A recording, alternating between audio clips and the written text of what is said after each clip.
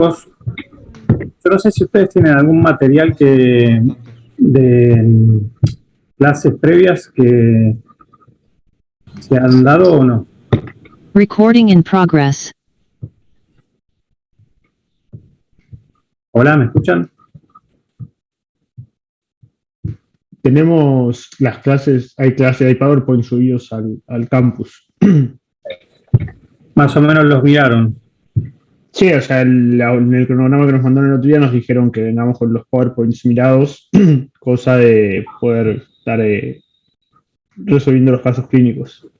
Ok, bueno. Vamos a ver, entonces. Ahora ven la pantalla que dice caso clínico, ¿no? Doctor, ¿puede ser que haya más gente en la sala de espera? Sí, ahí. Ahora lo que pasa que... ¿Cuántos son ustedes en total? Más o menos para saber. 60. 60, ok. Vamos a ver todo. Esto va a tomar un poquito más de tiempo, pero...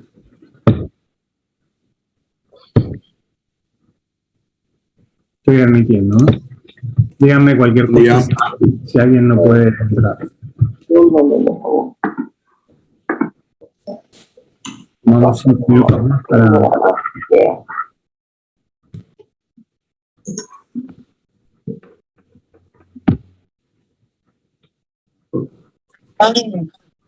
No, ahí estamos, más o menos, creo, ¿no? Igual cualquier cosa vamos admitiendo adicionalmente.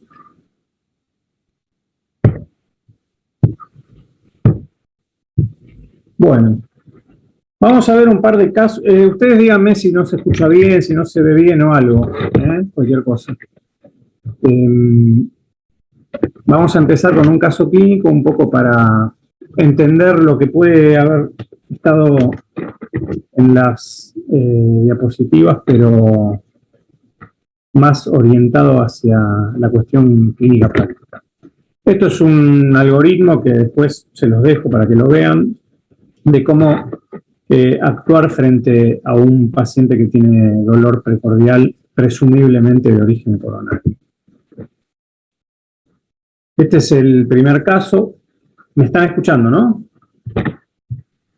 Sí, perfecto. Bueno, ok. A ver si hay algún participante más. Creo que no. No, está bien. Bueno. Este paciente tiene como factores de riesgo coronario, hipertensión, diabetes, tipo 2, y es hombre y mayor de 60 años. La enfermedad actual comienza con dolor precordial opresivo de una semana de evolución en clase funcional 1, que progresa a clase funcional 3 en los 2 días previos, con un episodio prolongado de intensidad 5 en 10 de 3 horas de duración, previo a la consulta. Al momento de la consulta guardia, presenta malestar residual retroesternal. Esta es la forma más o menos en que uno interroga y cuenta al paciente cuando tiene que, digamos, derivarlo o hablar con otro médico en el pase de guardia o lo que fuere. Fíjense que las cosas en las que uno se centra es en las características del dolor, el tiempo de evolución, la intensidad y la clase funcional. Y además si está sintomático o no en el momento de la consulta. Bueno, este paciente en el examen físico tenía esa presión que ven ahí, una frecuencia cardíaca de 80 latidos por minuto, estaba euneico y afebril. El examen físico era normal, a excepción de que tenía un cuarto ruido. Pero no tenía signos de insuficiencia cardíaca. Entonces, en un paciente con estas características que se presenta con dolor precordial, de origen probablemente anginoso o definidamente anginoso por las características, ¿qué estudio complementario inicial harían? Sin ninguna duda. Perdón, doctor, antes que comencemos, hay un par de alumnos que todavía están en sala de espera. No me avisa esto, no sé por qué. Yo le puse ahí para que me avise. Bueno, ahí estamos admitiendo.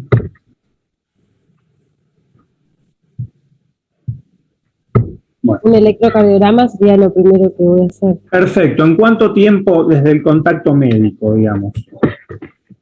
Primeros 10 minutos, 20 minutos. 10 minutos. Está bien.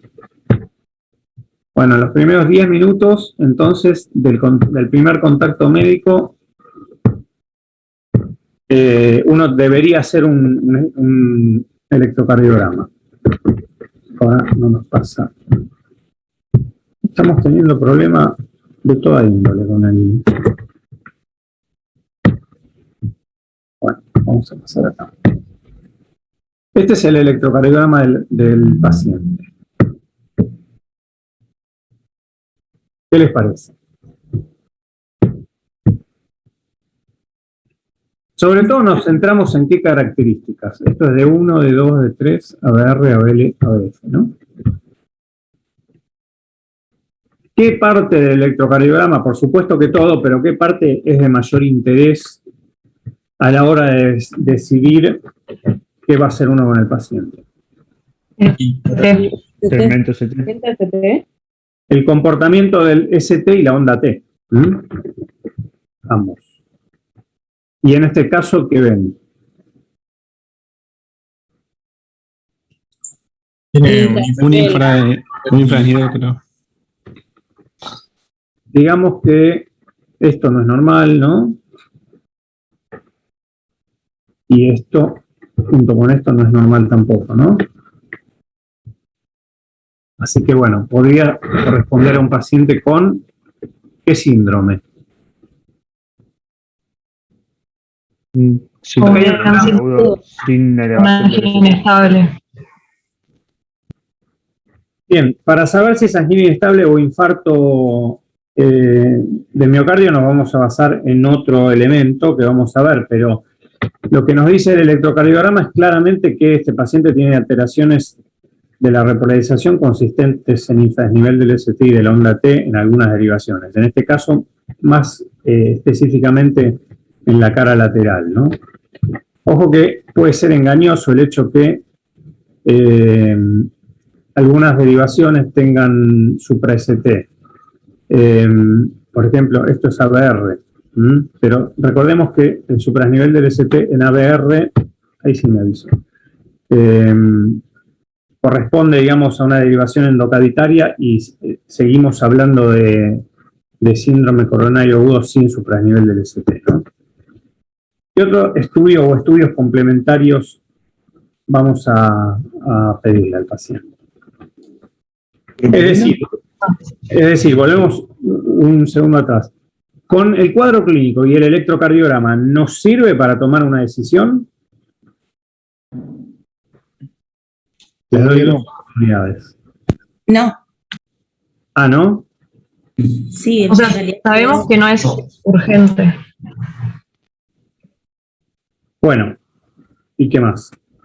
Sabemos que es un síndrome coronario agudo, pero no sabemos si es un infarto o una angina estable, digamos. Bien, ojo, sabemos que no es grave. Todo síndrome coronario agudo es potencialmente fatal y es una enfermedad grave. A lo que yo apunto con esto es que del comportamiento del ST, sobre todo, del STT, en el primer electrocardiograma que uno hace en un paciente con un cuadro clínico definido de isquemia, síntomas de isquemia, va a depender la estrategia de tratamiento inicial que hagamos. Cuando alguien dijo recién que no es urgente o no es tan grave, lo que debe haber querido decir es que no hay que adoptar una estrategia de reperfusión ya inmediatamente. Pero las dos grandes líneas, digamos, que se utilizan con... Esperen que hay dos personas en la sala. Las dos grandes vertientes que se inician, digamos, para las estrategias de reperfusión son con el electrocardiograma. Así que por eso es que también se requiere que sea tan pronto en relación al primer contacto médico. Así que si nosotros tenemos suprasnivel del ST es una cosa y si tenemos un síndrome sin suprasnivel del ST persistente, digamos, es otra cuestión. En este caso, este sería, digamos, parte del segundo grupo. Y doctor, entonces... Claro, sí.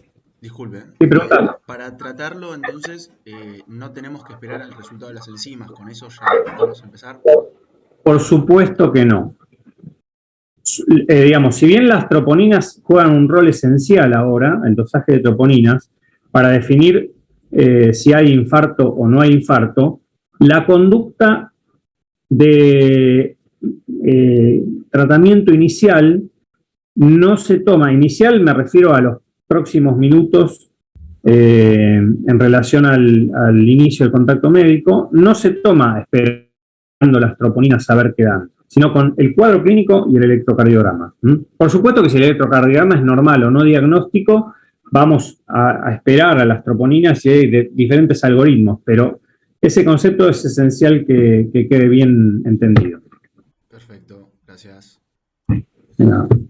Entonces vamos a hacer el otro estudio complementario, que bien lo dijeron, es el dosaje de troponinas. IOT, es lo mismo, en términos prácticos. ¿Alguna otra determinación de laboratorio? Creatinquinasa puede ser. ¿Lactato deshidrogenasa también? ¿Cómo? LDH también. ICPK.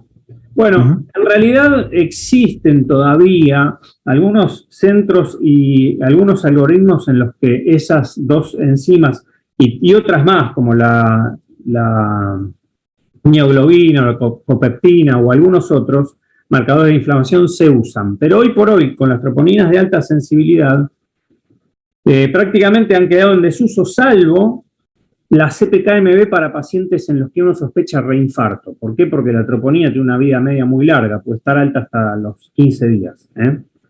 Pero en principio, otras cosas que hay que ver es, por ejemplo, qué hematocrito tiene el paciente.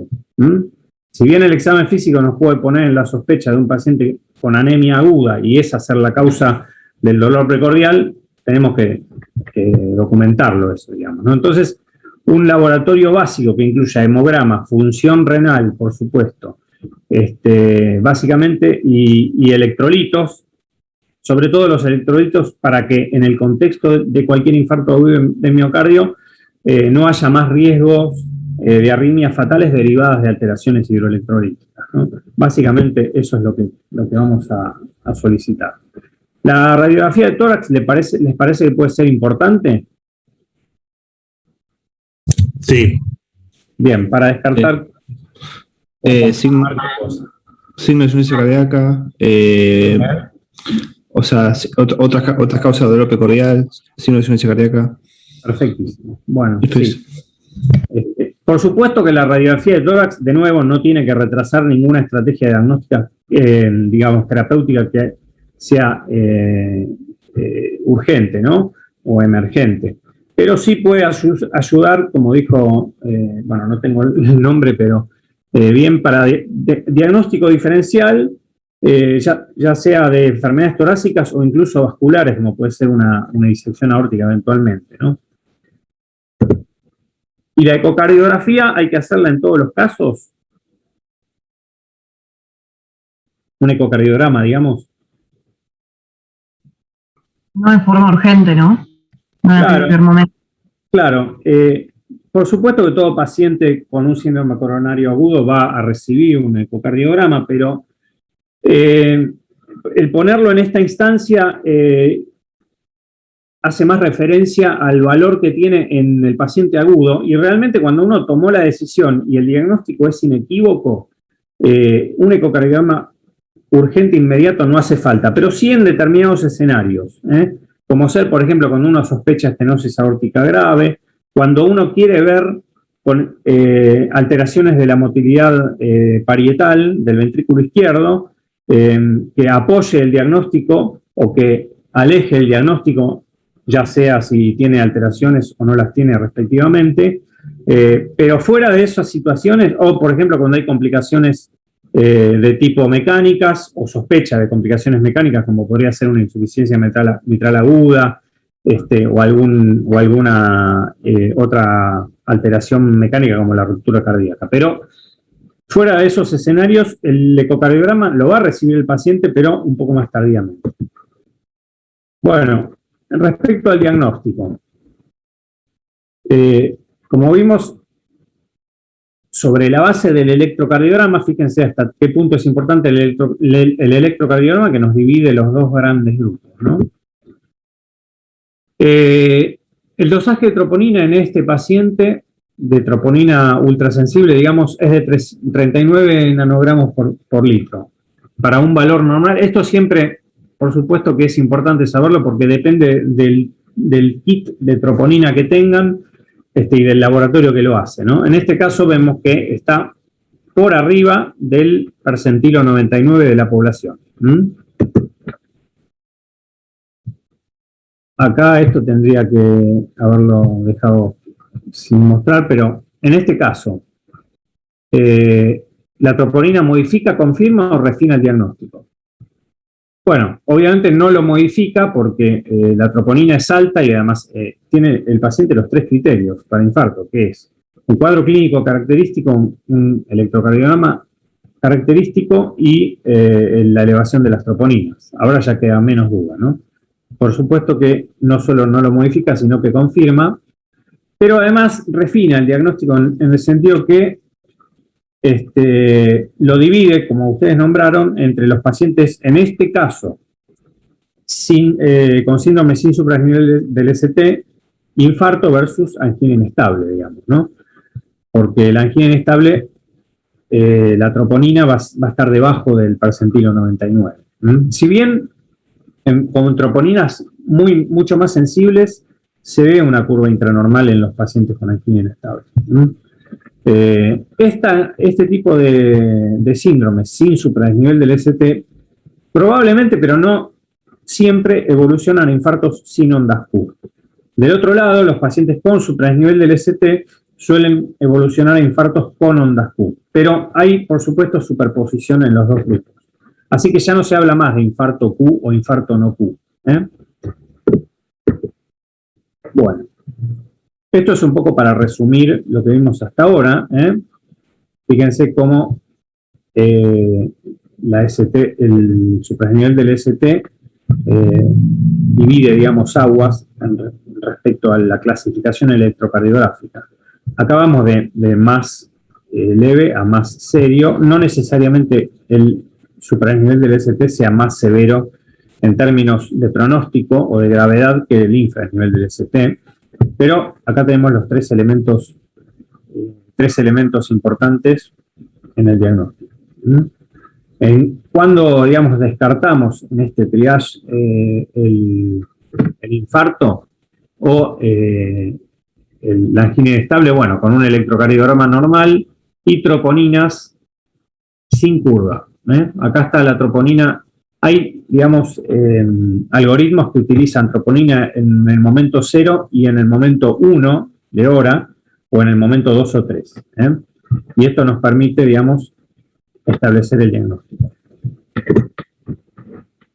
Entonces, siguiendo con las troponinas, nosotros tenemos la sospecha de un síndrome coronario agudo, y fíjense cómo la troponina a la hora 0 y 1 permite establecer 3 categorías, digamos. Uno, en donde inequívocamente, habiendo un cambio en la concentración o estando alta de entrada, hace, digamos, contribuye a la toma de decisiones. En los pacientes intermedios, esperen que vamos a admitir a alguien, en los pacientes intermedios, uno puede ayudarse con la ecocardiografía para confirmar o descartar el síndrome, y en algunos casos, por supuesto que la angiografía o la cinecoronariografía va a ser lo que defina la anatomía coronaria y por lo tanto el diagnóstico.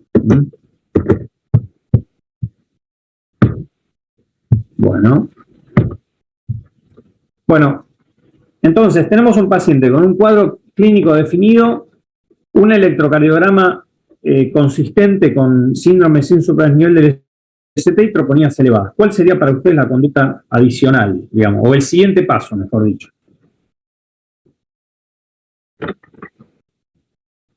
¿Qué hacemos? Primero puede ser que sea administrarle aspirina. Y el ámbito de manejo, primero decidimos, por supuesto que el tratamiento farmacológico es importante, pero me refiero al ámbito de manejo, digamos. Sí, depende, porque, por ejemplo, yo lo tengo que trasladar, voy a tener que hacer una medida más rápida, como por ejemplo, no sé, la administración de fibrinolíticos, digamos, para poder llegar hasta el ámbito hospitalario. Si el paciente llega a la guardia, la conducta va a ser otra. Claro, pero vos fíjate esto, vos dijiste fibrinolíticos. En los síndromes coronarios agudos sin supranivel del ST, los fibrinolíticos no están indicados. Está indicado, sí, un tratamiento antiisquémico que incluye el tratamiento del vaso responsable, digamos, pero no fibrinolíticos. Claro. Eso es para el otro grupo, el síndrome con supranivel del ST. En este caso, el ámbito de internación, obviamente, es un paciente que está cursando un infarto, ¿no? Entonces, el ámbito va a ser la unidad coronaria en el manejo. Lo siguiente que hacemos, ya habiéndole iniciado cierto tratamiento, como uno de ustedes dijo, es la estratificación de riesgo isquémico y de sangrado. ¿Por qué de riesgo isquémico y de sangrado en los pacientes, en este grupo de pacientes?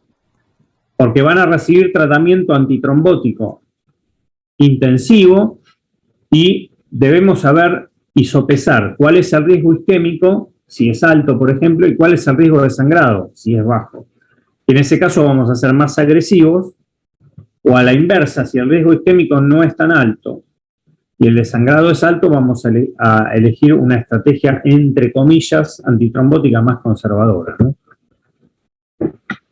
El tratamiento, entonces, va a consistir en medidas farmacológicas y medidas de diagnóstico / tratamiento invasivo, ya sea de forma rutinaria o selectivo, y después vamos a ver qué es. Bueno, algo de tratamiento farmacológico lo dijeron, pero vamos a volver enseguida. Y vamos a ver qué utilizamos para la estratificación de riesgo, porque esto nos va a dividir un poco los pacientes en esos tres grupos que dijimos, bajo, moderado o alto riesgo, y eso permite, digamos, de alguna manera, establecer la estrategia invasiva temprana o selectiva, de acuerdo al resto de los resultados de estudios complementarios que pidamos. Bueno, este es el score de Grace, que es una cohorte muy grande prospectiva que se hizo, en donde se seleccionaron estas variables con peso en términos de pronóstico. Cuando ustedes tienen un paciente con X determinado valor de Grace, esto lo sitúa, que es 140, lo sitúa en el grupo de pacientes de mayor riesgo. Esta es la mortalidad a 6 meses. La mortalidad temprana es con un punto de corte de más de 140 y más de 118 la mortalidad alejada. Ahí ya de alguna manera, hay otros scores por supuesto, establecimos el riesgo pronóstico a corto y mediano plazo del paciente, y eso nos va a definir cuál sea la estrategia, ¿no? Por supuesto que todos los pacientes deben recibir un tratamiento antitrombótico, y esto es lo que le decía, que hay que sopesar de alguna manera el riesgo de sangrado y el riesgo isquémico. El tratamiento antitrombótico y el tratamiento antiisquémico consisten en medidas farmacológicas específicas. Tres grandes grupos: el tratamiento antitrombótico, que es un grupo muy grande, el tratamiento antiisquémico con betabloqueantes y nitroglicerina, después lo desarrollamos más si hace falta, y el control de los factores de riesgo con estatinas, porque hay algunos trabajos que mostraron que el tratamiento inicial con estatinas a altas dosis mejora los endpoints alejados. Estos son todos los fármacos, o la mayoría de ellos, falta el Voraxapax, que se utilizan como tratamiento antitrombóticos en los pacientes con síndrome coronario agudo sin supranivel del ST. prácticamente la aspirina, por supuesto que es uno de los primeros fármacos que se ensayó y claramente es el fármaco que prácticamente nunca debe faltar, salvo que el paciente tenga alergia a la aspirina, ¿no? Esto que es DAPT es tratamiento antitrombótico dual, que en general se hace con la aspirina y otro fármaco. ¿Qué otro fármaco? Podría ser el clopidogrel, el prasugrel o el ticagrelor, básicamente. Entonces, ese es el inicial tratamiento antitrombótico. Acá tenemos un grupo de fármacos. Ustedes ya cursaron fármaco, ¿no? Sí. Sí. Bueno, conocen todas estas drogas, más o menos. Bueno, Sí. Sí. sí. Bueno, entonces, como tratamiento antitrombótico vamos escalando aspirina, en general es dual aspirina más clopidogrel, prasugrel o ticagrelor básicamente. El cangrelor es para algunas situaciones específicas y en pacientes seleccionados también se utilizan los inhibidores de la glicoproteína 2B3A. ¿En qué paciente les parece que se va uno a considerar este esquema? Adicionado siempre a esto, no en lugar de, por supuesto. Básicamente, ¿cómo? En los de alto riesgo isquémico. Perfecto. En los pacientes de alto riesgo hay que considerar esta situación de utilización y, por otro lado, los pacientes de alto riesgo están en el escenario de una angioplastia temprana, de una CCG temprana y tratamiento, ¿no? Y del otro lado, la cascada de coagulación, en donde tenemos diferentes anticoagulantes, pero básicamente aquel que no se va a dejar de usar es la heparina no fraccionada o, en su defecto, la enoxaparina, que es la heparina de bajo peso molecular. El fondaparinux y la vivalidrubina, así como los 10A por vía oral, en situaciones especiales pueden utilizarse, pero a los fines, digamos, educativos y del médico general, que es lo que ustedes tienen que saber, la heparina no fraccionada y la heparina de bajo peso molecular son los, digamos, puntales del tratamiento de la coagulación. Entonces, fíjense que tenemos un paciente con aspirina y algún otro antiagregante cuyo mecanismo de acción es mediante el bloqueo de ADP, y pacientes con heparinizados, digamos, con heparina no fraccionada o de bajo peso. Esos tres elementos prácticamente son ineludibles y son las herramientas farmacológicas que se van a usar. Después, en determinadas situaciones especiales, específicamente los de alto riesgo, tenemos el tirofibán o el tifibatide, básicamente.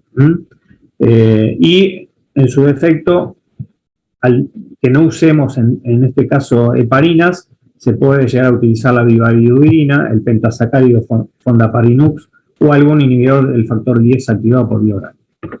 Pero recuerden esto, aspirina siempre, doble antiagregación prácticamente siempre, a menos que haya contraindicaciones, y heparina. En este caso, fíjense que no hablamos de los trombolíticos, porque pertenece al otro grupo. Bueno, siguiendo con el tema del tratamiento antitrombótico, fíjense cómo siempre estamos estableciendo cuál es el riesgo de los pacientes. Esto es un algoritmo más o menos sencillo en donde se explica lo que dije recién. Anticoagulación, PCI es angioplastia primaria, ¿no? O angioplastia, mejor dicho.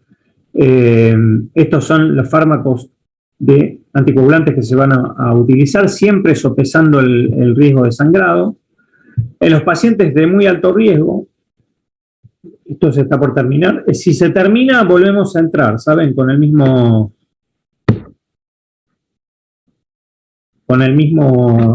clave.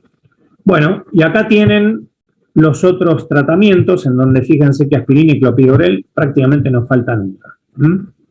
Los otros son situaciones especiales que no me voy a meter en eso porque es un poco complejo e incluso no hay del todo opiniones unívocas. Así que quédense con ese concepto básicamente. Doctor, ¿le puedo hacer una pregunta? Sí. No termino de entender el motivo del tratamiento antitrombótico, porque yo tenía entendido de Semio que este cuadro se debía más a un trombo no oclusivo. Entonces, con el tratamiento antitrombótico yo en realidad no estoy haciendo más una prevención del empeoramiento del cuadro que revirtiendo lo que ya está.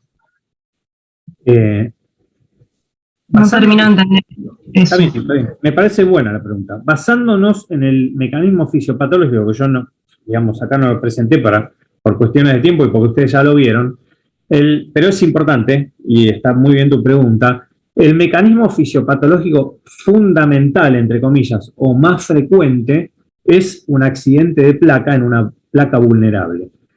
En el caso del síndrome coronario agudo sin supradesnivel del ST, este accidente de placa, es decir, erosión y hemorragia intraplaca, o más frecuentemente ruptura de placa y trombo,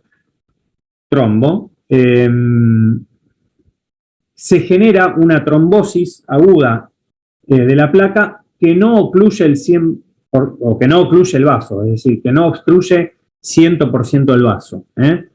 Eso genera, desde el punto de vista del electrocardiograma, infradesnivel del ST, y se ha visto que los pacientes de este grupo, este tipo de tratamiento antitrombótico baja la morbimortalidad. Específicamente los que yo les mencioné, porque en realidad están actuando sobre el mecanismo fisiopatológico, que es el trombo. Aunque no sea oclusivo, sí limita críticamente el flujo sanguíneo del vaso responsable. ¿Se entiende? Por eso es que no es que es una placa crónica, que puede darse, porque en los infartos secundarios se da. Por ejemplo, una placa que es del 90%, que no le dio síntomas hasta ahora, o del 80% o 75%, que no le dio síntomas. Recuerden que placa significativa en términos hemodinámicos es más del 75%. Puede ser que digamos, la lesión esté estable desde el punto de vista de la actividad de la placa, pero sea muy severa y entonces una anemia aguda o una emergencia hipertensiva genera un desequilibrio oferta-demanda que provoca el infarto. Pero en general, lo que va a ocurrir es un accidente de placa. En el caso del síndrome sin supra, es una trombosis no oclusiva o no del 100%, digamos. ¿Se entendió eso? Sí, gracias. En contraposición con los pacientes con supradesnivel del ST, porque el supradesnivel del ST es sinónimo de vaso cerrado, de oclusión 100%. Y ahí esta estrategia, más alguna otra más, va a tener lugar. Recuerden entrar de vuelta cuando se corte. El tratamiento invasivo. Fíjense que hay dos grandes grupos. El rutinario o invasivo temprano, digamos, y el selectivo o invasivo selectivo, en donde en el primero lo que se hace es a todos los pacientes dentro de las 24 horas, digamos, se los estudia. Cuando los cardiólogos decimos estudia, no es se le hace un estudio cualquiera, ese es cinecoronariografía y angioplastia según los hallazgos, ¿no? Estos son, digamos, las características principales de los dos grupos, o sea, del invasivo precoz o del selectivo. Se ve que en conjunto la estrategia no reduce la mortalidad total, pero en algunos grupos determinados sí. Por ejemplo, son los grupos que teniendo el síndrome sin supra tienen o inestabilidad hemodinámica o angina intratable o arritmia cardíaca o insuficiencia cardíaca severa. Por supuesto, tiene ciertas más complicaciones que la invasiva selectiva, sangrado, infarto o stroke, accidente cerebrovascular, y se asocia con tasa de eventos isquémicos combinados, o sea, muerte o infarto o reinfarto, en los pacientes de alto grado, como les dije recién, de alto riesgo, se asocia con menor tasa de eventos. Del otro lado, la selectiva se guía por isquemia, ya sea espontánea o inducida por estudios funcionales. ¿Qué es esto? El paciente está estabilizado, está sin dolor, le pusimos el tratamiento médico que comentamos antes y lo observamos. Si aparecen espontáneamente sin síntomas o signos de isquemia, o como podría ser cambios en el electrocardiograma o dolor de pecho, ahí nos guiamos sobre esa evolución clínica para indicarles ahí sí la cinecoronariografía. O si no, el paciente sigue estable y puede llegar a ser sometido, si la estabilidad lo permite, a las 48 o 72 horas, a un estudio funcional que es lo que se llaman pruebas provocadoras de isquemia, como puede ser la cámara gamma o el ecoestrés. Acá tenemos, en cuanto al timing de cuándo se hace la invasiva selectiva, o cualquiera de las intervenciones, en inmediata o temprana. Eso, ese, mejor dicho, lo tendría que haber puesto acá arriba. Esto es para los pacientes en los que uno ya decide, con el cuadro clínico, la cinecoronariografía. Prácticamente hoy por hoy, disculpen, todos los pacientes con síndrome SIN-supra y troponina, cualquiera sea su valor por arriba del percentilo 99, más cambios clínicos, del ST en el electrocardiograma, van a recibir una cinecoronariografía. Así que en los centros, sobre todo, que tienen hemodinamia de muy alto volumen, casi todos los pacientes con estos cuadros van a recibir una angioplastia. Lo que va a variar es el timing en la que uno lo hace, digamos. Nos quedan 3 minutos. Igual esto sigue. ¿Ustedes tenían 2 horas hoy? Hoy algunos vamos al hospital a las 11, así que supongo que vamos a las 10. Ahora me decía hasta las 10. Ok. Bueno, ¿hasta ahora van entendiendo? Es un tema arduo. Sí. Bueno, cualquier cosa me interrumpen, bueno, este también, como verán, está lleno de algoritmos. Pero bueno, básicamente es un poco lo que les dije antes, Un electro en el primer contacto médico. Si el electro es positivo y el paciente en la estratificación al pie de la cama tiene alto riesgo o muy alto riesgo, como lo que dice acá en la lista, este paciente va a ir a una CCG inmediata. Fíjense que cuanto más riesgo hay, más se acerca la terapia invasiva y más agresivo es uno con respecto al tratamiento que en los pacientes de menor riesgo. Esto lo que divide es a los pacientes si están en un hospital con hemodinamia de urgencia o no. Fíjense que en los pacientes con hemodinamia sin hemodinamia de urgencia, como pueden llegar a encontrarse ustedes en una sala de guardias, la estratificación inmediata también determina el lugar el ámbito de manejo. Si el paciente tiene muy alto riesgo, bueno, lo subirán a una unidad de terapia móvil, una ambulancia, y lo van a llevar al paciente a un centro con angioplastia. Prácticamente los pacientes de alto o muy alto riesgo también. Acá tienen las características, ¿no?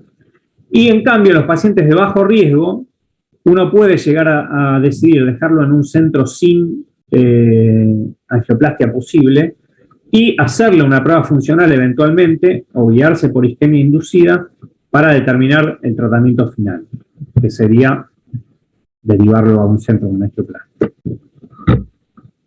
Bueno, acá terminamos el primer caso, que se refiere a un paciente con síndrome SIN-supra a nivel del ST. ¿Les quedó alguna duda? Si no... Una pregunta. Sí. En el caso de los pacientes con alto riesgo, que no estemos, digamos, en una unidad que tenga para hacer la angioplastia, y no llegamos dentro de lo que sean las 2 horas, digamos, por X causa, por distancia, por ejemplo. Sí. ¿Ahí qué haces?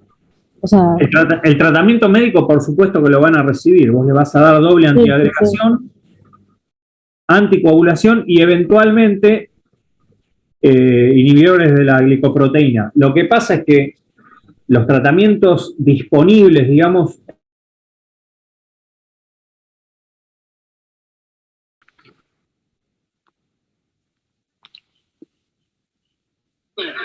Si no hace falta decir nada.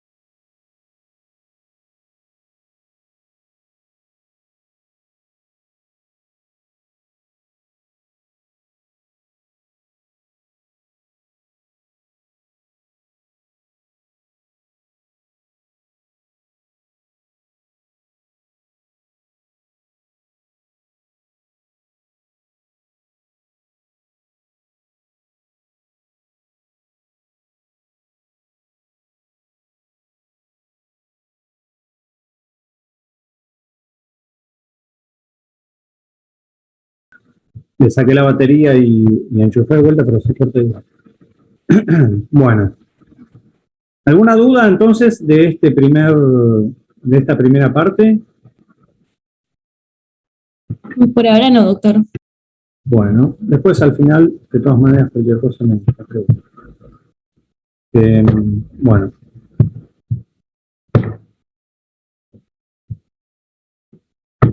Vamos a seguir con el segundo caso. Esperen que...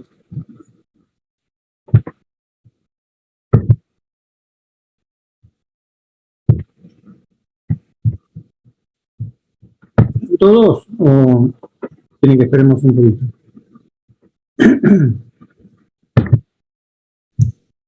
Estamos. Bueno. El segundo caso. En este caso, es un paciente de 58 años que consulta por angor prolongado.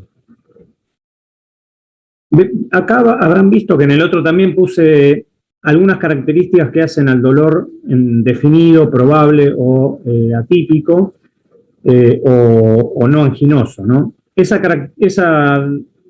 clasificación, de alguna manera, que es del CAS, es útil desde el punto de vista clínico porque ya permite de alguna manera establecer la probabilidad pretest de que el paciente esté con un síndrome coronario agudo cruzando. En este caso se asocia a sudoración y disnea de reposo, ¿no? Como factores de riesgo coronario, ustedes, los cardiólogos, van a ver que siempre FRC, factor de riesgo coronario, lo mencionan o lo mencionamos prácticamente de inicio siempre, porque trabajamos mucho con ese concepto de probabilidad, digamos. Bueno, en la enfermedad actual dice que comienza con dolor retroesternal y irradiado a mandíbula después de la cena. Tomó un antiácido pensando que podía ser acidez y no obtuvo, digamos, alivio, se recostó y apareció la disnea, por lo tanto consulta. En el examen físico se constata 160-80 de presión arterial. Esperen que voy a poner el puntero.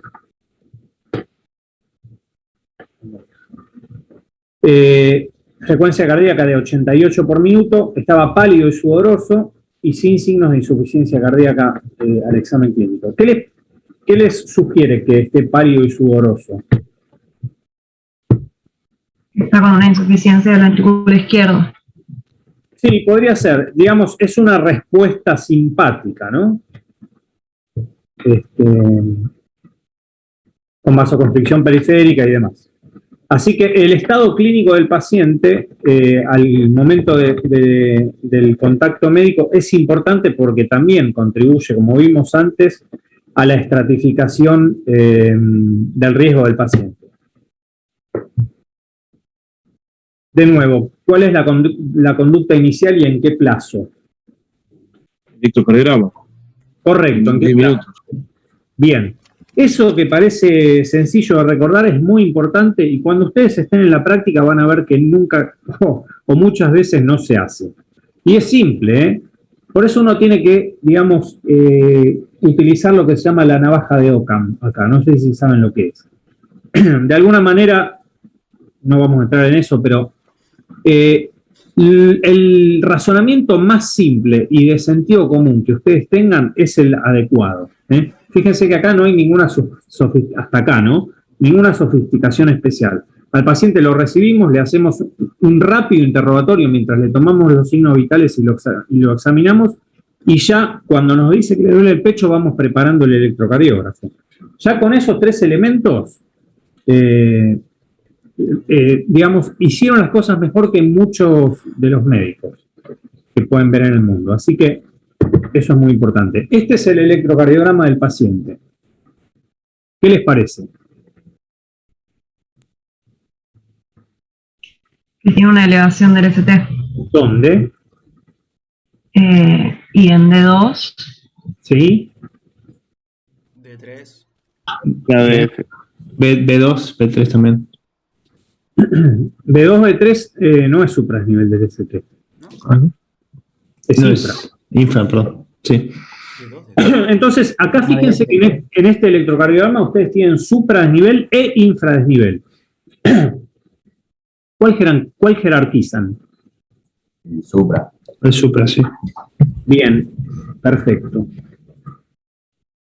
Recuerden la frase de cabecera que yo siempre uso es: supradesnivel mata a infradesnivel, utilizando un término del truco, digamos. Es decir, cuando ustedes en el electrocardiograma tienen supradesnivel del ST e infradesnivel del ST, el infradesnivel del ST probablemente está correspondiendo a supradesnivel del ST en derivaciones opuestas.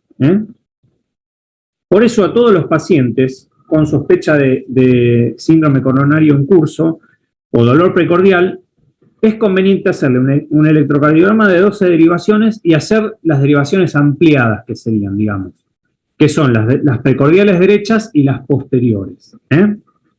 Eso es muy importante y, como verán, es importante mínimamente que se entrenen en la interpretación del electrocardiograma, porque es la llave que les va a permitir tomar la decisión correcta. Si ustedes se fijan, también, acá no lo mencionaron, pero lo menciono yo, fíjense la onda P. Acá no se ve claramente, no se ve la onda P. Este, en todo caso, es un PR muy prolongado que probablemente no corresponda a conducción AB. Este es un paciente que tiene un bloqueo AB completo, producto del infarto, y un ritmo de escape de la unión. Bueno, son detalles, pero importantes. Bien, ¿y a qué arteria les parece que...? O sea, ¿el diagnóstico cuál sería? ¿Síndrome coronario agudo con supradesnivel del ST o sin supradesnivel del ST? Es medio obvia la pregunta, ¿no? Con supradesnivel. Perfecto. ¿Y a qué arteria les parece que corresponde? De las 3 arterias coronarias principales, digamos. ¿Puede ser la coronaria izquierda? Te doy otra oportunidad. Fíjense que lo comprometido claramente es la cara inferior, D2, D3 y ABF, ¿no? Y tiene infradesnivel del ST en las precordiales, más en B2, B3 que en B5, B6. Por lo tanto, esto probablemente se corresponda con supradesnivel del ST en las derivaciones posteriores, B7, B8, B9. ¿Es la coronaria derecha? Correcto. Es un infarto inferior en curso, ¿no?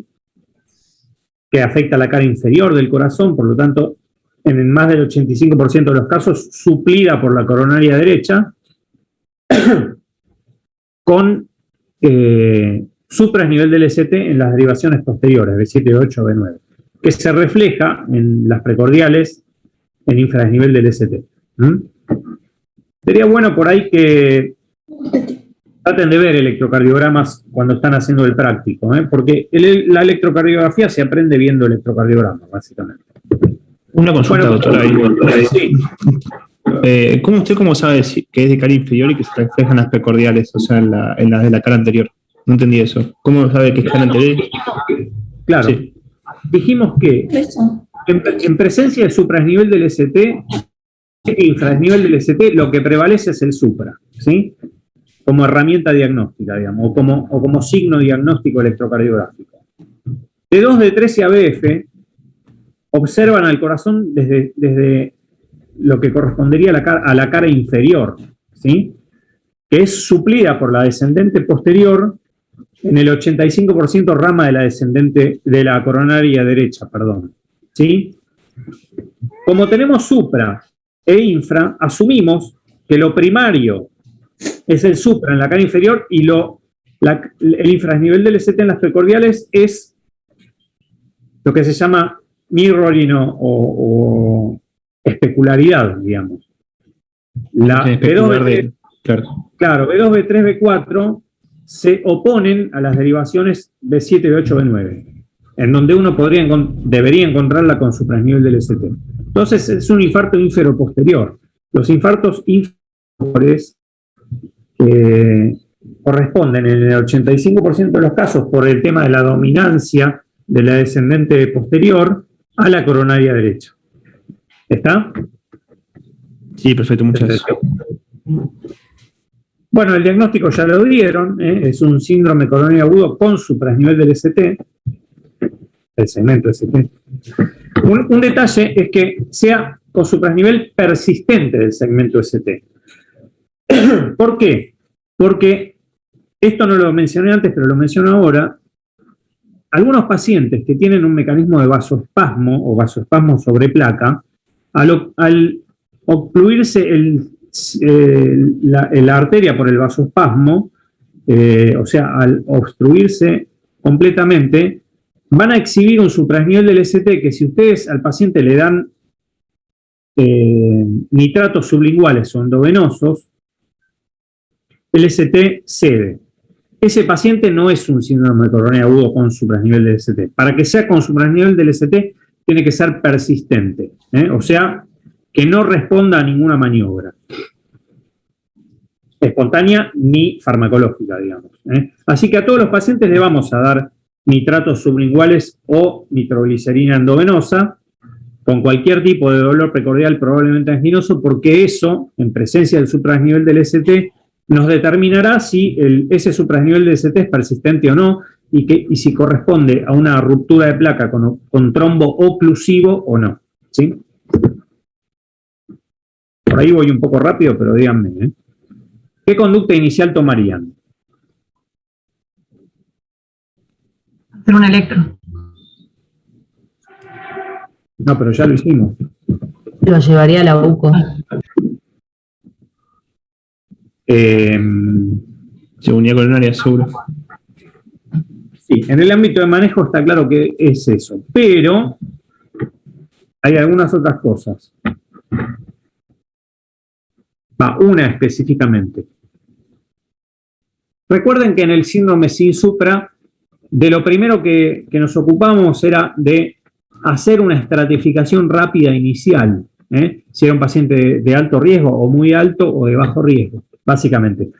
En este caso que tenemos suprasnivel del ST, ¿qué es lo que se nos tiene que poner en mente inmediatamente? Si corresponde reperfundir en...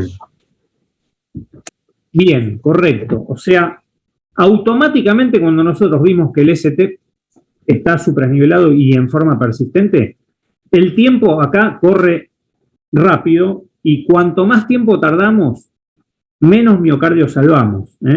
Hay una frase muy común de los cardiólogos que me parece medio tonta, pero bueno, digámosla, que es: el tiempo es miocardio, en el caso del síndrome con supra.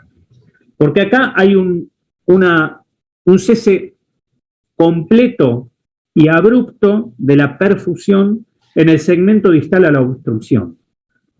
Por supuesto que de donde esté la obstrucción o la oclusión dependerá el monto de miocardio en riesgo, pero cuanto antes abramos el vaso, menos miocardio va a necrosarse y por lo tanto comprometer la función cardíaca. Acá... Doctor, una pregunta. Sí. En este caso, ¿estamos hablando de si es persistente o en este caso no? Sí, acabo de decirlo, por eso.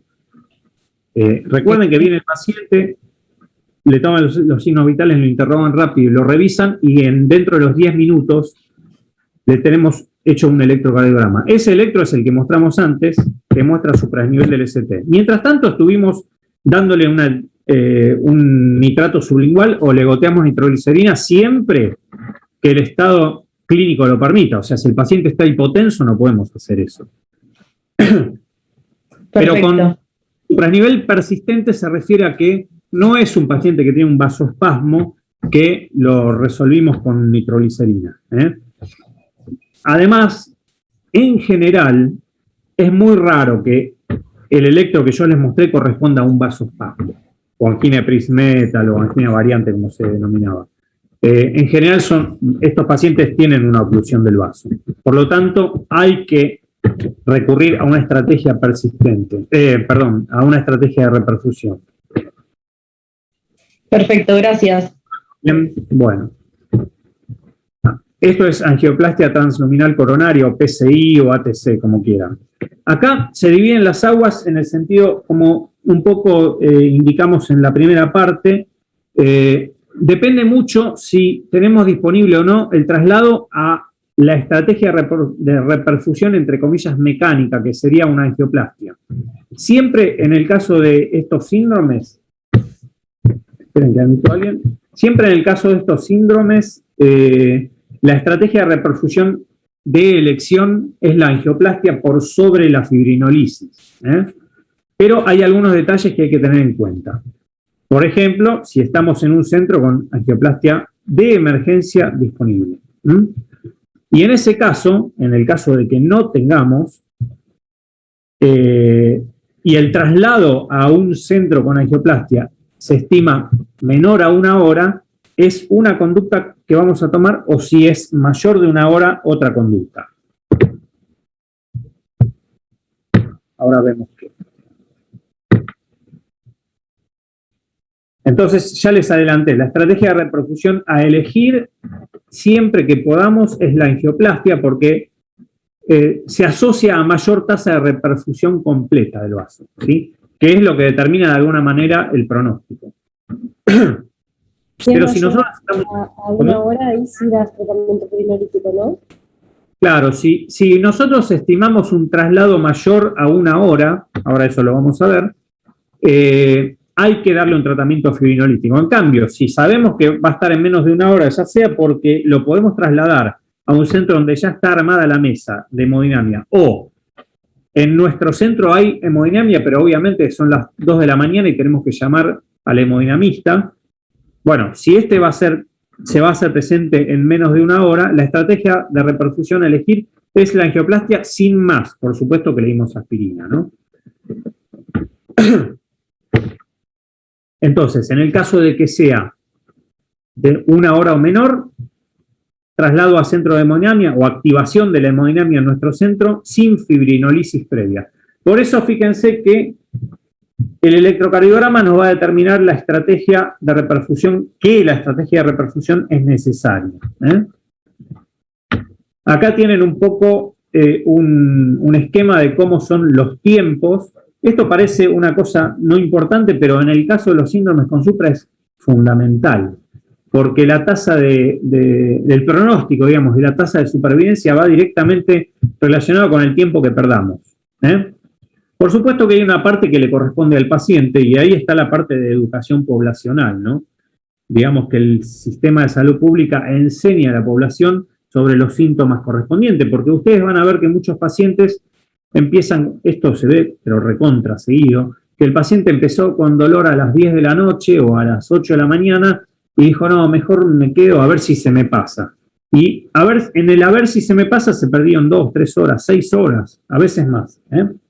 Entonces, el paciente supongamos que consultó tempranamente, y acá está el tiempo para la angioplastia. Si son menos de 120 minutos, esto no es traslado, menos de 120 minutos a la estrategia de reperfusión, lo vamos a hacer en nuestro centro.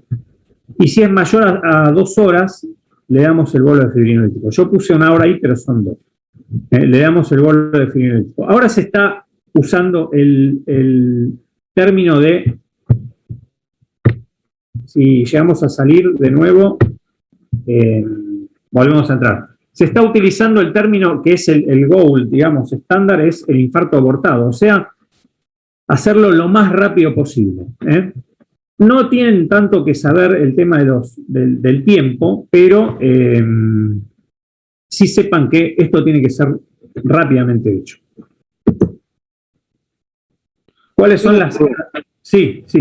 ¿Son 120 minutos desde el comienzo de los síntomas o desde el diagnóstico?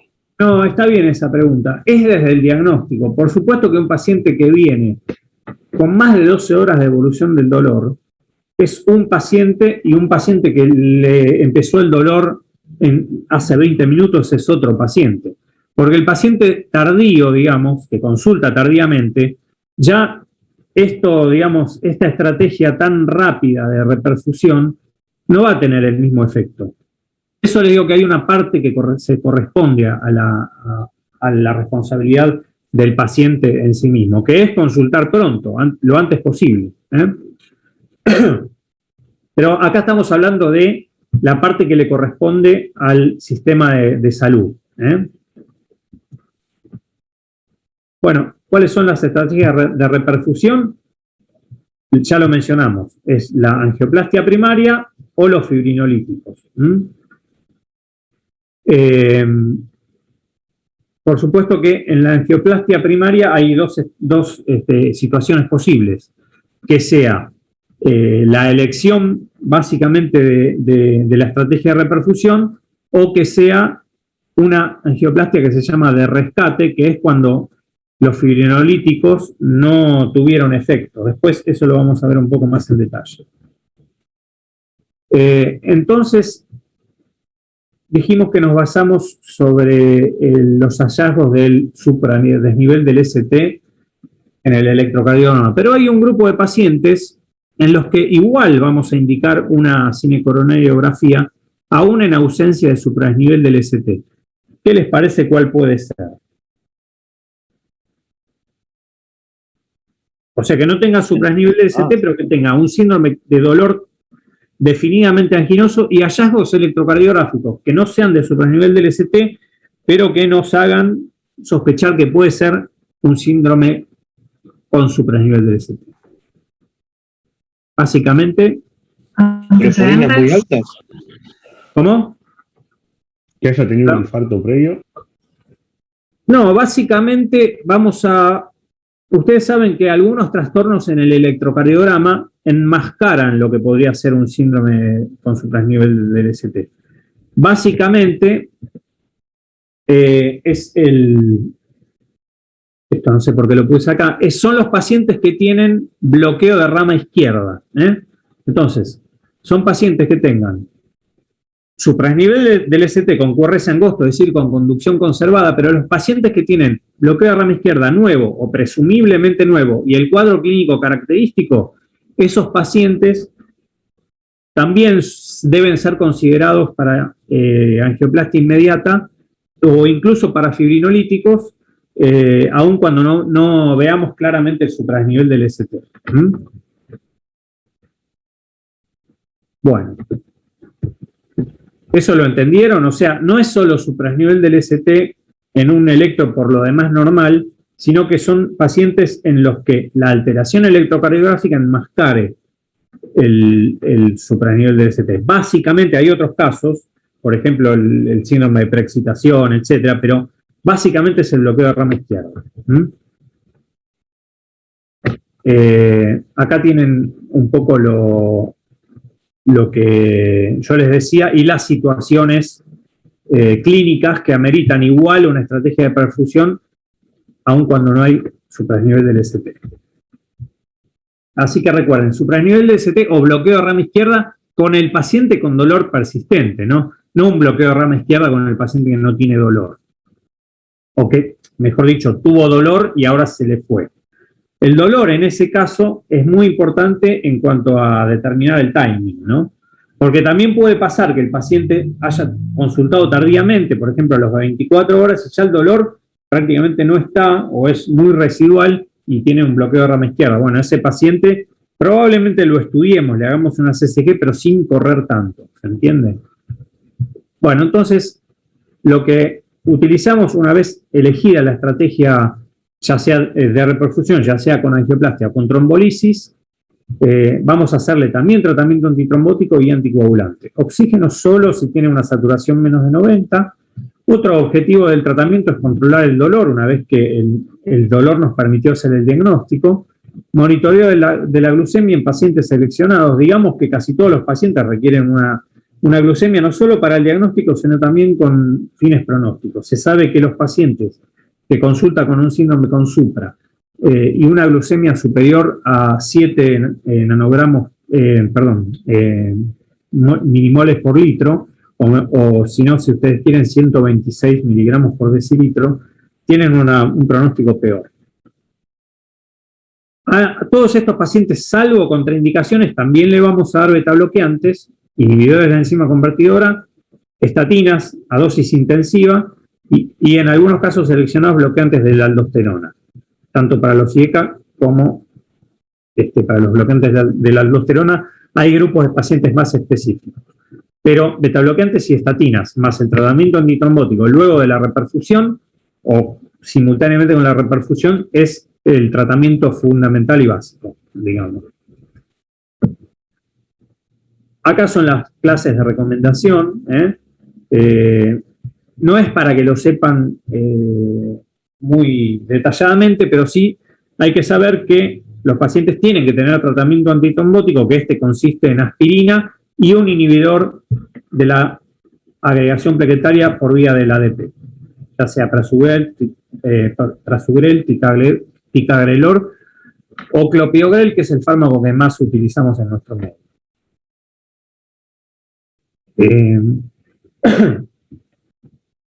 Los inhibidores de la glicoproteína 2B3A tienen indicación, pero es, digamos, no una indicación estricta, así que no lo vamos a considerar como indicación ineludible, digamos. Pero sí el tratamiento antitrombótico con aspirina y un inhibidor y otro inhibidor de la agregación. Y al igual que en el caso de los síndromes sin supra, también un tratamiento anticoagulante que se va a dar en todos los tratamientos, en todos los pacientes, digamos, que fueron sometidos a estrategia, luego de ser sometidos a estrategia de reperfusión, y se va a hacer con heparina no fraccionada o eventualmente con vivalirudina, que podría ser en el caso de que el paciente tenga un riesgo de sangrado alto y haya recibido una angioplastia y no trombolítica. Pero conceptualmente sepamos que, al igual que en el otro caso, en el caso del síndrome sin supra, va a ser doble antiagregación y anticoagulación. Eso es la clave. Y en el caso del síndrome con supra, además la estrategia de reperfusión, ¿no? ¿Eso está claro? Es importante. ¿Sí, no? Sí, perfecto. Doctor, me quedó una duda de algo que dijo antes. Si el paciente cuando... Discúlpame, en un minuto se va a cortar, así que volvemos a entrar, pero hacé tu pregunta. Dale. Si el paciente llega a la consulta y ya no tiene dolor, yo eso, o sea, necesariamente lo interpreto como una angina inestable o como un infarto que ya pasó, o no necesariamente. Sí, si el dolor es definitivamente anginoso, es decir, es claro, y el paciente consultó tardíamente, vamos a ver hallazgos en el electrocardiograma que nos van a sugerir infarto evolucionado. Por ejemplo, el ST, si el ST suprasnivelado, si uno, a las 24 horas estamos hablando, si el paciente no recibió una estrategia de perfusión, es muy probable que siga con suprasnivel persistente en las derivaciones que corresponden al vaso relacionado, ¿sí? Por ahí no va a ser un suprasnivel del ST tan importante como vimos, pero sí va a haber un suprasnivel del ST y el esbozo de una onda Q, o de ondas Q en las derivaciones del vaso relacionado. Perfecto, gracias. Por eso siempre el electrocardiograma y la clínica tienen suficiente valor pronóstico. En este caso, por supuesto que no vamos a esperar a la troponina, si bien se la vamos a hacer, porque acordémonos que tiene poco tiempo el paciente para recibir la estrategia de reperfusión. No en el caso de tu pregunta, sino en el caso del paciente que consulta dentro de la ventana, digamos, que serían las primeras 12 horas, especialmente las primeras 2 horas y más aún las primeras horas, ¿no? Para, de alguna manera, entre comillas, abortar el cuadro. Nos queda menos de un minuto. 47, creo que eran 52.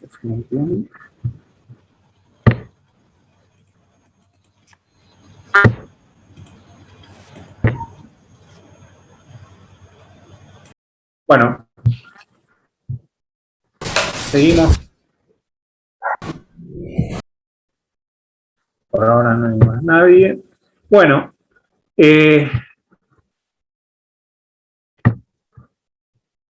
entonces, resumiendo hasta acá, ¿cómo? ¿Perdón? No hay nadie.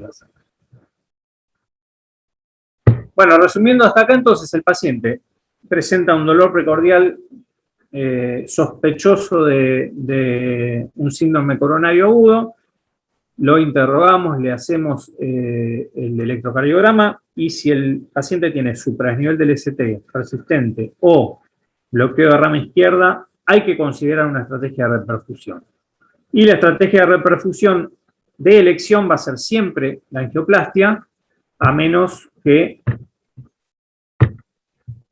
no tengamos disponible en el plazo perentorio de 2 horas. Idealmente de 1 hora. Capaz es una pavada, pero pavada no, pero capaz debería saberlo, pero el tema de los antiagregantes y demás, ¿los das antes de la reperfusión o los das después? No hay ninguna pavada esa pregunta. La aspirina en cualquier escenario se da inmediatamente. Preferentemente se da masticada, 325 miligramos.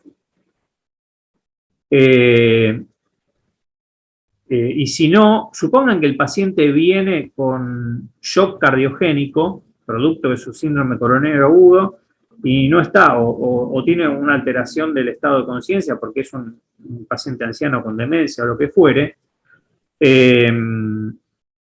uno la aspirina la tiene que dar de todas maneras cuanto antes.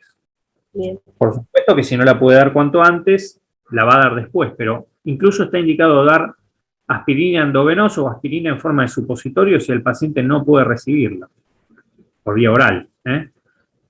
La doble antiagregación, es decir, agregarle clopidogrel, prasugrel o ticagrelor, en realidad es un poco discutida o, digamos, de alguna manera hay estudios contrapuestos en relación a eso, pero en general se dan tempranamente la doble antiagregación. La anticoagulación va a ser después de la fibrinolisis o de la angioplastia. ¿Sí? Bueno, acá fíjense que figura. Sí. Una pregunta. ¿Cuáles son los criterios de la reperfusión de rescate? O sea, que el fibrinólisis decís que no funciona, ¿cómo lo sé? No la fibrinólisis de rescate, no, la reperfusión de rescate, preguntas vos. O sea, cuando utilizaste un fibrinolítico y vos, por los criterios que ahora te voy a mencionar, definís que no cumplió criterios de reperfusión, ¿no? Esa es la pregunta. Claro. O sea, el fibrinolítico. ¿Sobre qué te basás para decir que hubo reperfusión exitosa? Esa sería la pregunta. Básicamente, te fijas en el comportamiento del ST. Si el supradesnivel del ST baja a menos del 50% de la sumatoria del ST que tenía, vos decís que la fibrinolisis fue exitosa. ¿Sí? Si es más que eso, fue una fibrinolisis no exitosa. Antes era muy importante el tema del dolor, ahora no es tanto, que el dolor baje también, ¿no? Pero sobre todo te basás en el electrocardiograma, es muy buena la pregunta. Entonces, claro, además, el dolor si le das opioides no podría mascararse. Claro, por supuesto, pero más allá de eso, no correlaciona, aun cuando no le des analgésicos opiáceos o lo que sea, no correlaciona tanto con la apertura del vaso o la reperfusión del territorio como el comportamiento del ST. Y ahí es donde viene la indicación de fibrinolisis, de angioplastia de rescate. Si el paciente cumplió los criterios de reperfusión con trombolíticos, igual va a ser sometido, hoy por hoy se indica igualmente la cinecoronariografía, pero no con la urgencia que habría que hacerlo en el caso de no reperfusión. ¿Sí? ¿Se entendió eso?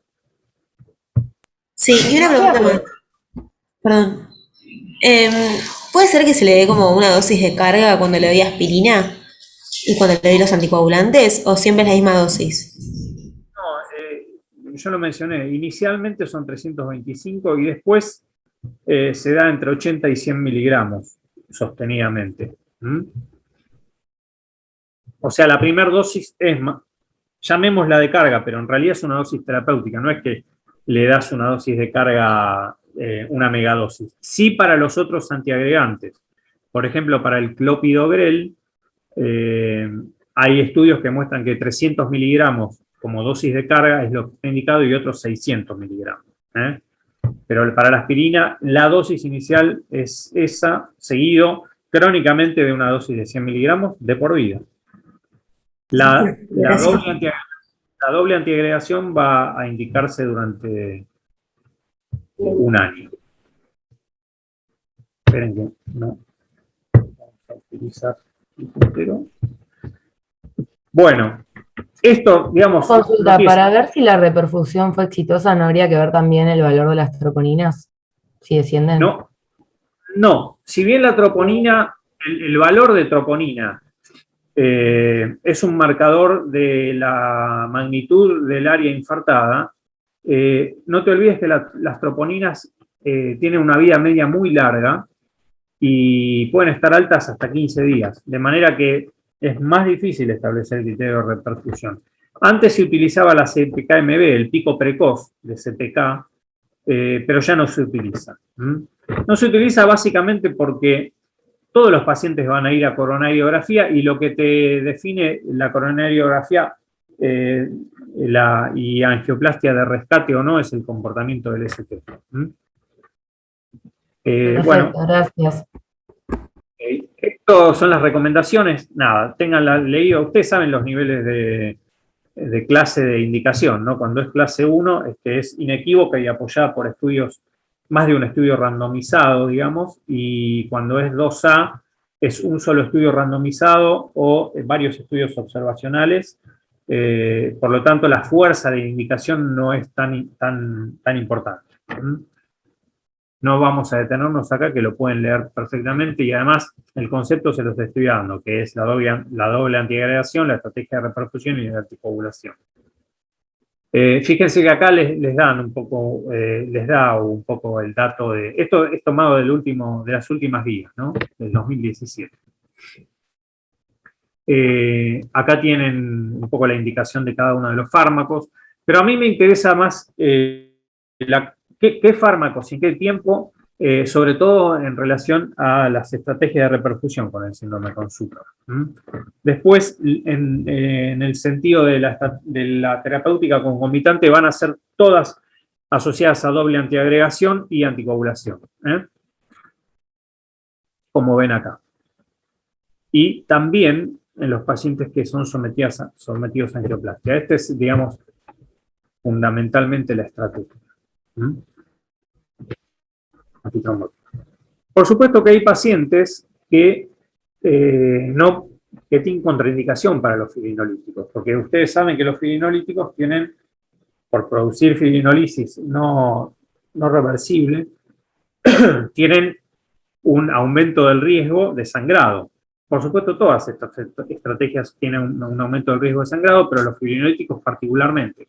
Esas son las contraindicaciones absolutas.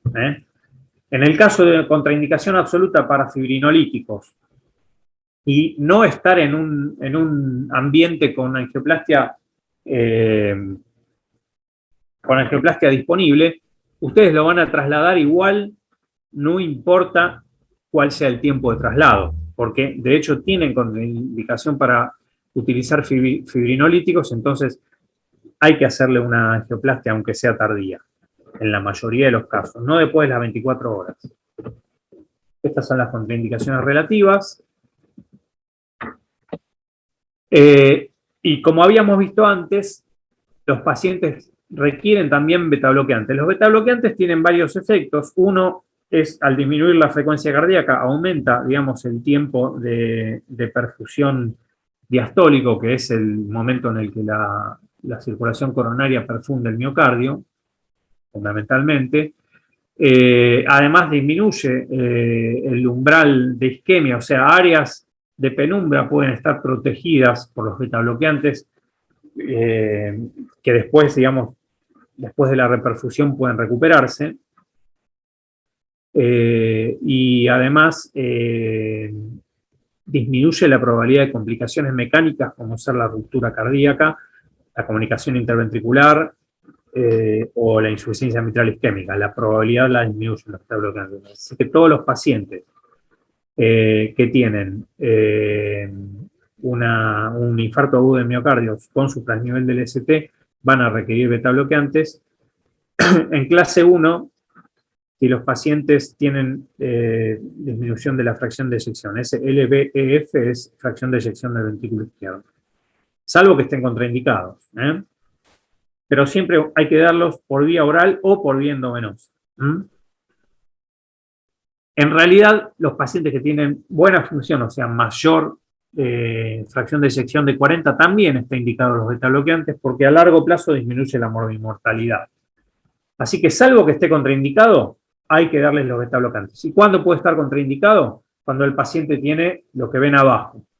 Signos de shock, digamos, cardiogénico, como ser la hipotensión, cuando tengan edema agudo de pulmón cardiogénico o cuando tengan, por supuesto, trastornos de la conducción o bradicardia, cuya situación los beta-bloqueantes empeorarían. Otra de las indicaciones son los pacientes que tienen, en los pacientes que tienen síndromes con supra, al igual que en los síndromes sin supra, darle estatinas. Estatinas a alta dosis, o sea, intensivo.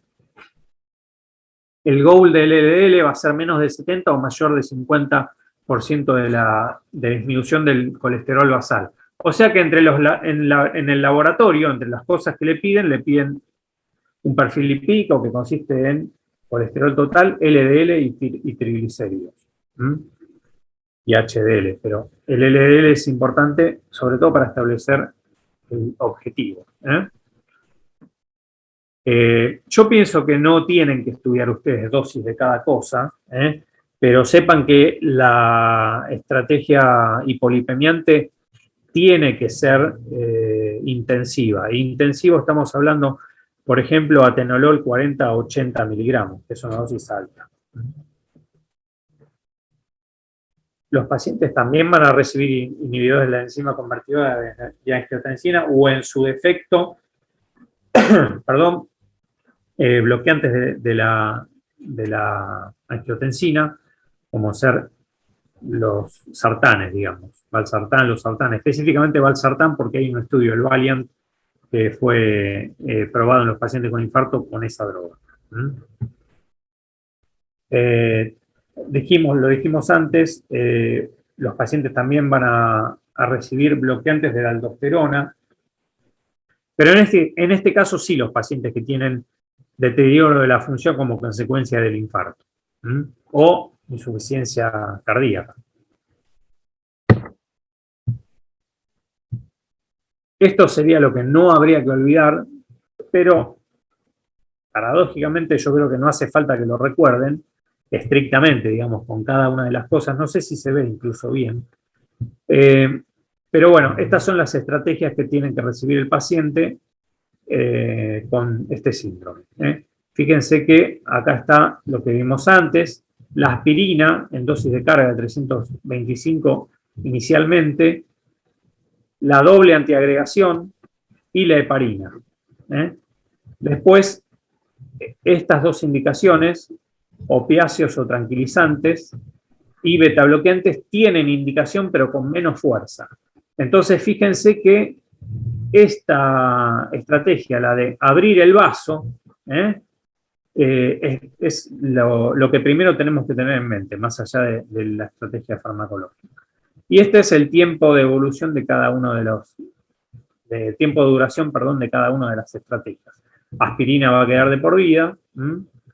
Esto es Dual Antiplatelet Therapy, lo he dicho en inglés. Y estas son las intervenciones que va a requerir el paciente. Por ejemplo, un ecocardiograma, por supuesto que lo va a requerir, y en este caso vale lo mismo que para los síndromes sin supra, es decir, el timing del ecocardiograma va a depender de alguna manera de si el paciente está inestable hemodinámicamente y tenemos que establecer una complicación específica del infarto, como ser, por ejemplo, fallo cardíaco por insuficiencia ventricular izquierda como consecuencia del compromiso extenso isquémico, o alguna complicación mecánica, como podría ser la ruptura del músculo papilar e insuficiencia mitral severa, aguda.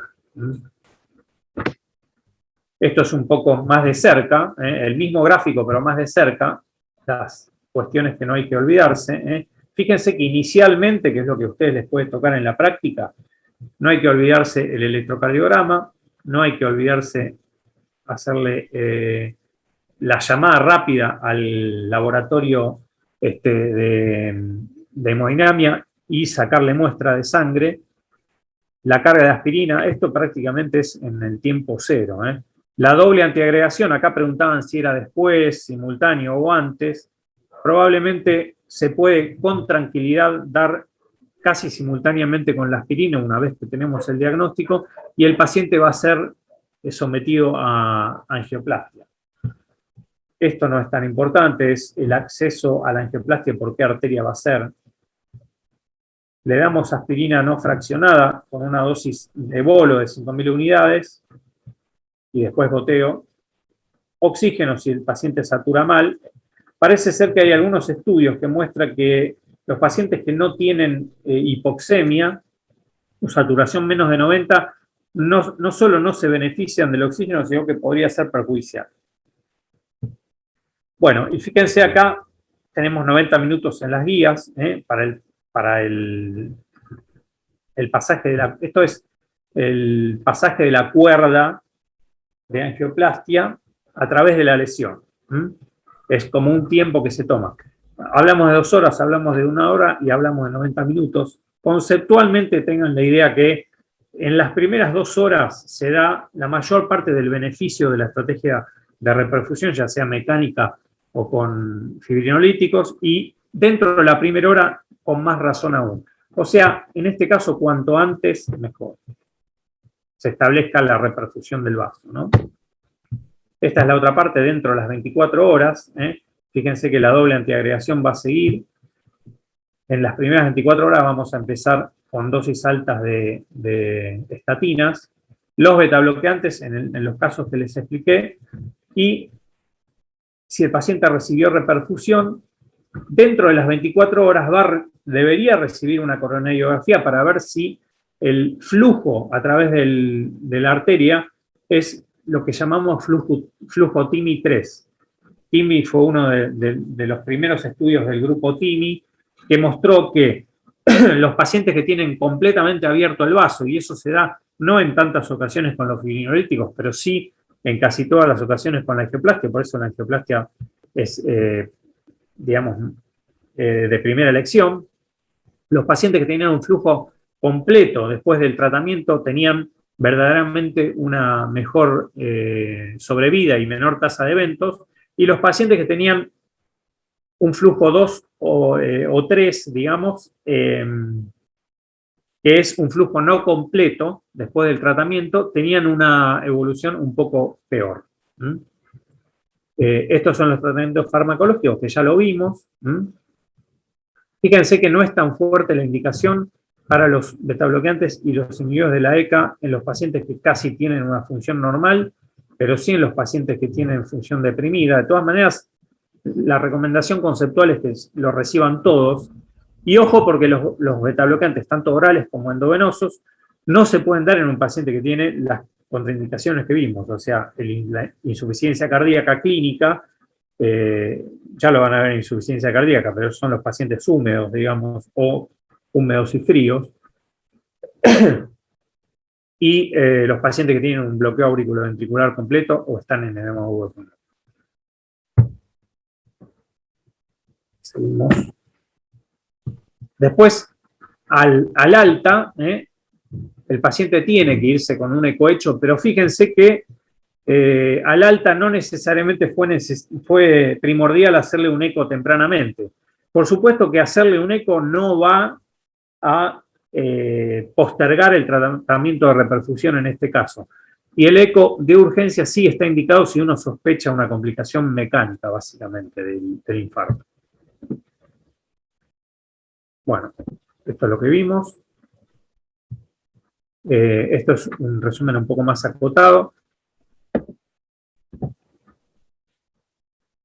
Y acá está, un poco para que lo lean luego, los pacientes con disfunción sistólica sintomática o asintomática. La disfunción sistólica asintomática la vamos a ver justamente con el eco, es decir, una fracción de eyección menos de 40% sin síntomas de insuficiencia cardíaca. Pero eso, como las estrategias se superponen con las de la insuficiencia cardíaca aguda y crónica, lo van a ver en la clase correspondiente. Hay un subgrupo especial de pacientes con disfunción sistólica y diversas manifestaciones de alteración del ritmo que pueden requerir procedimientos especiales. ¿Qué estoy diciendo con esto? Por ejemplo, un paciente que tuvo un infarto, que se hizo una estrategia de reperfusión exitosa, pero que quedó con una fracción de eyección muy baja, o complicaciones en la conducción cardíaca, como podría ser, por ejemplo, un bloqueo auriculoventricular completo persistente por la isquemia, pueden requerir procedimientos especiales. ¿Cuáles son estos procedimientos? Básicamente, los marcapasos para los pacientes que quedan con bloqueo auriculoventricular completo, los cardiodefibriladores implantables, que son, ¿ustedes saben lo que son los cardiodefibriladores implantables? No. Es un dispositivo similar al marcapasos. El marcapasos lo que hace es estimular a través del cable que va inserto en general al ventrículo derecho, estimular la despolarización cardíaca cuando el impulso espontáneo, sinusal, no le llega porque hay un bloqueo auriculoventricular, por ejemplo.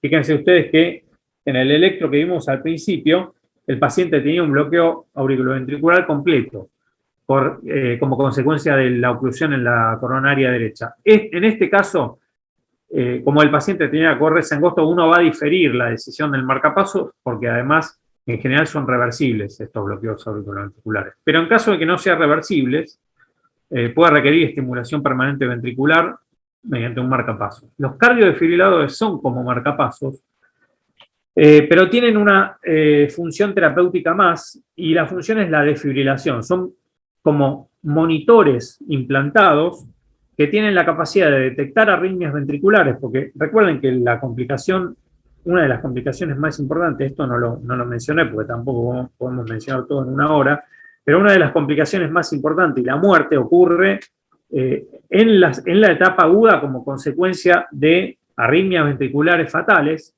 específicamente la fibrilación ventricular, y más tardíamente también por arritmias o por fallo ventricular. Bueno, en el caso de los pacientes que quedan con fallo ventricular agudo, severo y persistente, con menos de 30% de fracción de eyección o 35%, son pacientes que tienen más riesgo de desarrollar fibrilación ventricular alejada.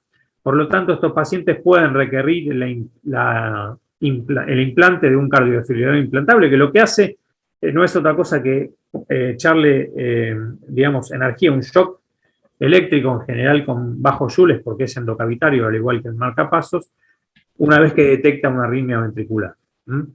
Y por último, la terapia de resincronización cardíaca también es una terapia eléctrica que tiene que ver con que los pacientes que tienen baja fracción de eyección a posteriori, digamos, del infarto, y que hicimos todos los tratamientos que mencionamos antes, quedan con un bloqueo de rama izquierda, con un QRS muy ancho, y ese bloqueo de rama izquierda genera en la contracción cardíaca lo que se llama desincronización.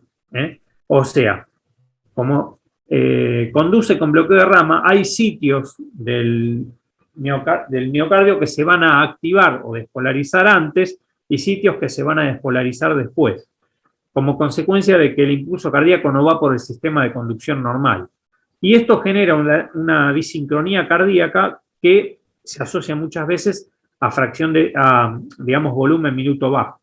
En ese caso lo que se hace, que se ha visto que es exitoso en los diferentes trabajos, si uno le coloca un marcapasos que en general va al ventrículo, a la punta del ventrículo derecho, pero también le puede estimular a través del seno coronario la pared lateral del ventrículo izquierdo, y en ese caso sincroniza mejor la despolarización cardíaca y mejora la función de bomba del corazón. Pero esos son pacientes, digamos, seleccionados que tienen baja fracción de eyección y bloqueo de rama izquierda bien aberrante. Esas son las terapias eléctricas, digamos, del infarto agudo del miocardio. Bueno, ¿alguna duda? Esto fue un poco más cortado porque tuvimos que volvernos a conectar, pero los conceptos fundamentales que me interesan es lo inicial, digamos.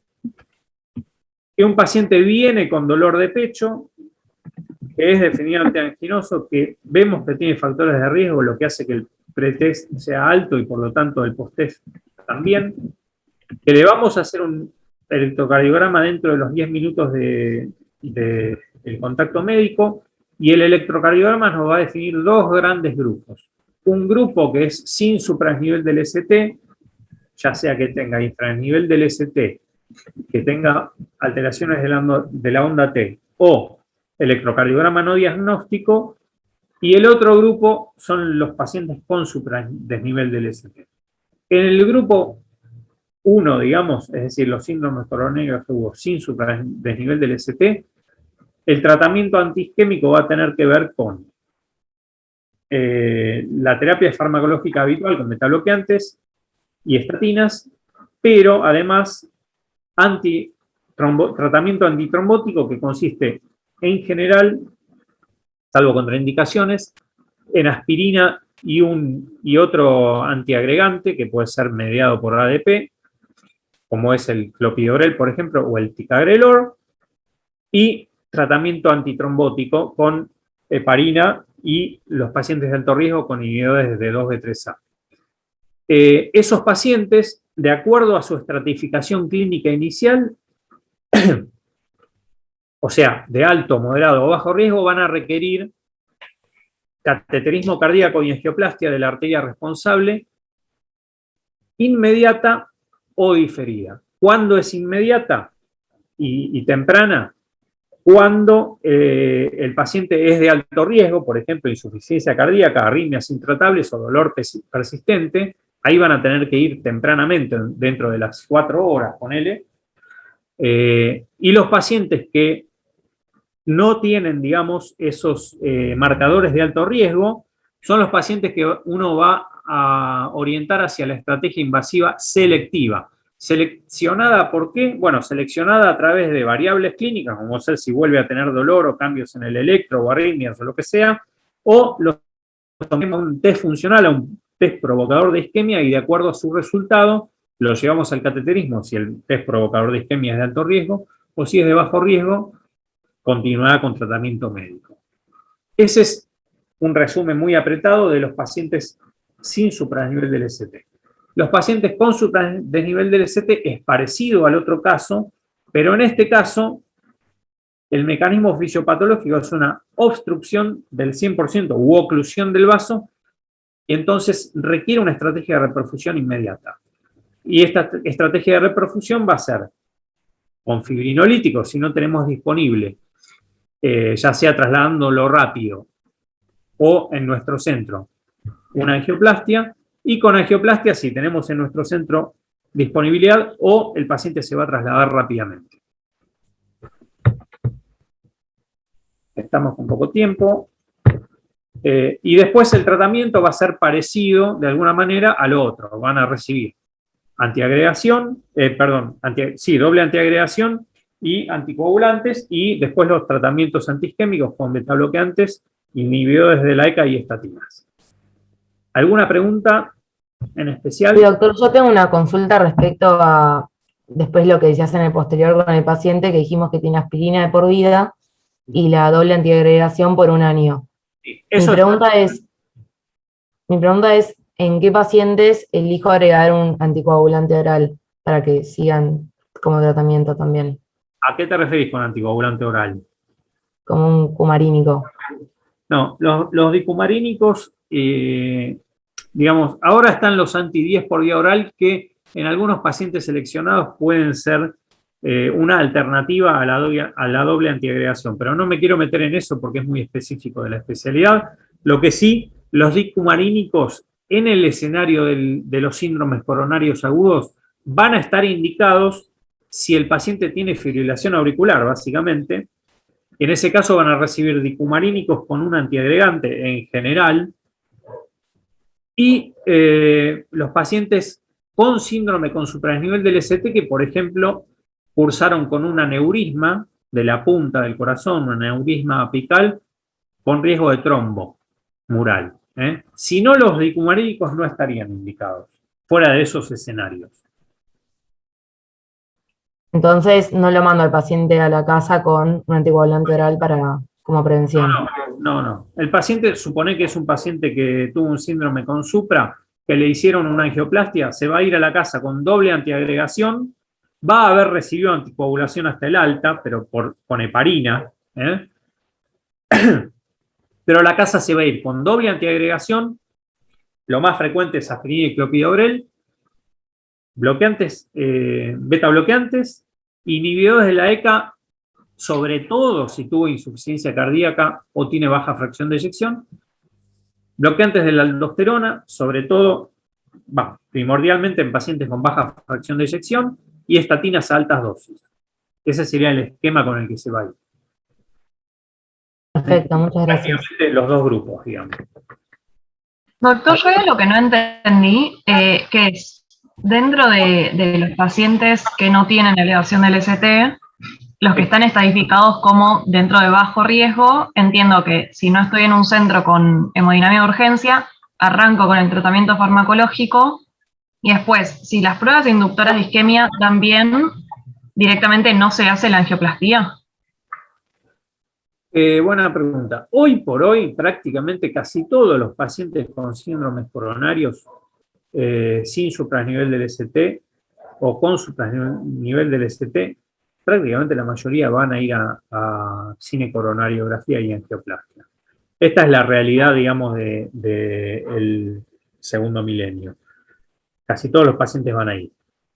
¿Qué pacientes podrían no ir? Justamente lo que vos dijiste. Son pacientes sin supranivel del ST de bajo riesgo. Por ejemplo, un paciente que se presenta con alteraciones aisladas de la onda T, un dolor prolongado, definidamente anginoso, pero que no está sintomático en el momento de la consulta y que no tiene ningún marcador de riesgo. Es decir, por ejemplo, es una angina inestable que tiene troponina normal y un ecocardiograma que no muestra baja fracción de eyección o compromiso de la función contráctil. Esos pacientes de bajo, y que además el paciente es joven, esos pacientes de bajo riesgo, uno los va a poder manejar con una estrategia la que denominamos invasiva selectiva. ¿Y seleccionada por qué? Por una prueba provocadora de isquemia. Es decir, a este paciente no lo mandamos a angioplastia diferida, digamos, o tardía, sino que le hacemos, por ejemplo, un ecocardiograma de estrés o una cámara gamma, un SPECT. Si esos estudios muestran alto riesgo isquémico, por ejemplo, que tenga en el ecoestrés isquemia extensa en el territorio de una arteria importante, ahí sí lo vamos a mandar a estudiar con un cateterismo. Pero si la prueba provocadora de isquemia es negativa o de bajo riesgo, habiendo tenido ese síndrome, es un paciente que que puede no requerir un estudio con coronariografía. Ese es subgrupo específico de paciente de bajo riesgo. Otra pregunta, nos quedan 5 minutos. Y son las 10. Por supuesto que se van a quedar con 1000 dudas y la idea de los prácticos es que las evacúen un poco. Igual esto va a estar subido para que ustedes lo repasen, ¿no? ¿Alguna otra pregunta? Si no hay más preguntas, vamos. Bárbaro, muchas gracias, Doc. ¿Quedó más o menos entendido o bien entendido de alguna manera? Quedó entendido, sí. Gracias. Sí. Bueno, yo voy a subir 2 clases más que tengo de slides de PowerPoint a la página. No sé si el doctor Pecoraro las habrá subido, pero si no, las voy a subir, que son un poco más detallado o desarrollado cada uno de estos puntos. Solamente como cuestión de consulta de dudas, no para que se las estudien completamente. Dale, bárbaro, buenísimo. Bueno, ok. Muchas gracias, Doc. De nada. Chau, gracias. Mil gracias por la clase. Gracias. Chao, gracias.